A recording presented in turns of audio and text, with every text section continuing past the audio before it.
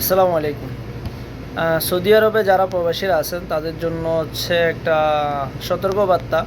এটা হচ্ছে হজ নিয়ে, হজ 2024 এটা নিয়ে। অ্যান্ড এটার জন্য সৌদি আরব স্বরাষ্ট্র মন্ত্রণালয় থেকে একটা বিজ্ঞপ্তি ঘোষণা করছে। অ্যান্ড আমি ঘোষণাটা আপনাদেরকে এখন পরে শোনাচ্ছি, অ্যান্ড আপনারা শুনবেন এবং এই কাজগুলো থেকে বিরত থাকবেন। হজ 2024, সৌদি স্বরাষ্ট্র মন্ত্রণালয়।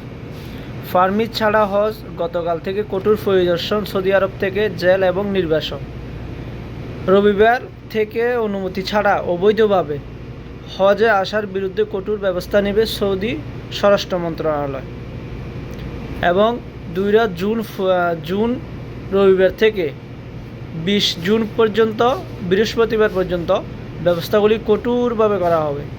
যাদের হজ করার অনুমতি নেই তারা মক্কা শহরের হারাম, মিনা, মুজদালিফা, আরাফা এবং রোজাইফার হারামাইন রেলওয়ে স্টেশনের পাশাপাশি নিরাপত্তা চেক পয়েন্টে সীমাবদ্ধ।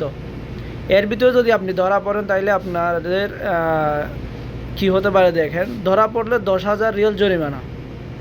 বিদেশিদের সাজা বুক করার পর দেশে পাঠাই দেওয়া হবে, এটাও বলা হয়েছে। তাদের আর সৌদি আরবে প্রবেশ করতে দেওয়া হবে না।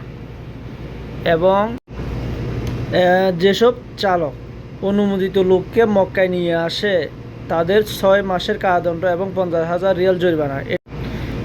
এটার এই কথার অর্থ হচ্ছে, আপনি যারা গাড়ি চালায় সৌদি আরবে, তারা যদি যারা হজ করতে আসছে তাদেরকে যদি মনে করেন আপনার জেদ্দা থেকে বা অন্য জায়গা থেকে যদি মক্কার ভিতরে নিয়ে আসে, যদি ধরা পড়ে, তাহলে তাদের জন্য এই জরিমানা এবং এই 6 মাসের কারাদণ্ড এটা চলবে এবং দেশেও পাঠাই দেওয়া হবে এবং গাড়ি জব্দ করা হবে ওদের, এটাও বলা হয়েছে।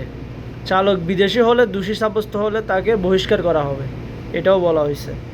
স্বরাষ্ট্র মন্ত্রণালয় বলেছে যে হজযাত্রীদের নিরাপদে হজ পালনের জন্য এই আইনানুগ ব্যবস্থাটা নেওয়া হয়েছে যাতে তাদের কোনো সমস্যা না হয়। সো যারা মক্কার বাইরে আছেন বা মক্কার বাইরে থেকে মক্কায় আসতে চান এই হজের মৌসুমে, আপনাদের জন্য না আসাটাই সবচেয়ে বেটার। কারণ হচ্ছে এখানে ধরলে আপনাকে আপনি যদি কোনোভাবে একবার ধরা পড়েন তাইলে আপনার এই দেশ থেকে হয়তো 6 মাস জেল দিবে, তারপর দেশে পাঠায় দিবে, হয় 10,000 রিয়াল জরিমানা দিবে, না হয় এরকম।